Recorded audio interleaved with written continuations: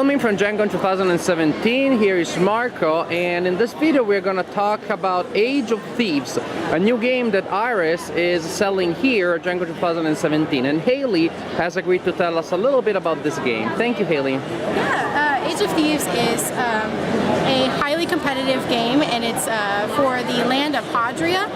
You play during the last night of the visit from Emperor Lucius IV, and you're trying to grab his crown jewels and grab the crown jewels of all of his friends. You and 3 of your friends can play against each other and hop around the board and from different districts and grab each of these city tokens, and they're all special power-ups. Each of the thieves has different power-ups themselves, kind of like special abilities, like one can hop through all the sewers, it doesn't matter where. So pretty much teleports from one sewer place to another? Yeah, pretty much, yeah. It kind of ends your turn though, is the thing. And you've got the guards are even a factor. They play a role. They roll initiative for themselves, and they have vigilance, which is how far they can hear away, and they move to any sound they hear. So they can move like 3 spaces towards you if you make a sound at night. It's all done in one night, so the game goes really quickly. How long typically? One round can take probably 2 or 3 minutes if you've got people who don't want to decide everything, but if you want someone who is really analytical and wants to kind of plan everything out, then you've got 15 minutes a round. It kind of depends on your players. Can you tell me about the turn structure, more or less how it works? Each turn is divided into 5 phases, and each phase is done semi-together. The first thief always goes first in the round, and it continues clockwise to the left. And each one can either decide to move, or they can use one of their special abilities, or they can use an action card that they picked up from one of the later, from an earlier turns. Can we see some of the action cards to get a sense? Yeah, here's one. It's a ranged attack. This one is used against other thieves to try to steal the crown jewel away from them. This can move guards away.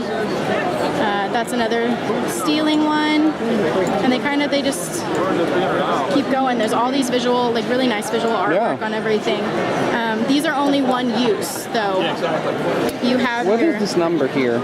That's the number of spaces you can move. The number of spaces the thing has to be away from your character. So you can only use 5 in any direction. So if this So that's like the range? Yes. So then you have your special ones, and then you have your basic ones, and these always stay in your hand.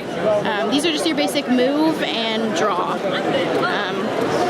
But these are the one use only, and these are forever. So you will use those cards to activate your characters to perform actions? Yes. And so you're trying to avoid the guards, but is it possible to attack them? There are certain cards, like the Forged Orders card right here, where you can move them. Unfortunately, there's no way to like completely get rid of them unless you have a bribe card, which is this one here. And what are those green stones? Those are the other crown jewels. Like the Emperor has friends visiting, and they're staying in the different districts. And those crown jewels are worth 2 victory points, and the yellow jewels here are worth 1 each. If a thief does not escape with the main jewel, the thief with the most of the crown jewels wins the game. So a thief needs to grab the jewel and actually leave the board with it. Yes. You have to go 1 space past the exit. You have to hightail it out of there. Absolutely can. Excellent, excellent. Well, thank you so much for telling us about Age of Thieves. It is on sale here at GenCon 2017, and probably is going to be in the general market soon after that. Thank you, Haley. Thank you.